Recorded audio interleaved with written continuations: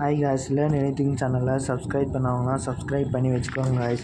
இன்றைக்கி என்ன பார்க்க போகிறோன்னா, ரேஷன் கார்டில் இப்போ மாற்றம் ஏதாச்சும் கரெக்ஷன் எதனா பண்ணியிருக்கீங்களா, மாறிடுச்சா இல்லையா எப்படின்னு அதை வந்து நம்ம இன்றைக்கி டீட்டெயிலாக பார்க்க போகிறோம்.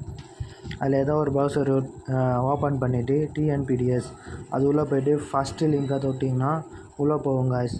இதில் வந்து பயனாளர் நுழைவுன்னு இருக்குது காய்ஸ். அதில் போய்ட்டு ரிஜிஸ்டர்டு ஃபோன் நம்பர், ரேஷன் கார்டில் என்ன ரிஜிஸ்டர்ட் ஃபோன் நம்பர் கொடுத்துருக்கீங்களோ அது மட்டும் போட்டால் மட்டும்தான் காய்ஸ் இது ஓப்பன் ஆகும், இல்லைனா ஓப்பன் ஆகாது.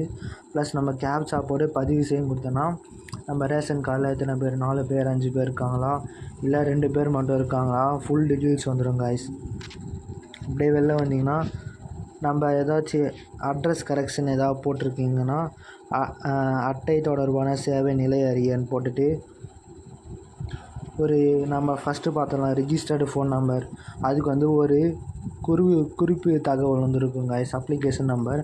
அது இங்கே போட்டுட்டு பதிவு செய்யினா அது எந்த ஸ்டேட்டஸில் இருக்குது அந்த மாதிரி பார்த்து தெரிஞ்சுக்கலாம் காய்ஸ். இந்த மாதிரி யூஸ்ஃபுல்லான கண்டென்ட் வேணும்னா லேர்ன் எனிதிங் சேனலை சப்ஸ்கிரைப் பண்ணிங்க காய்ஸ். Thank you guys.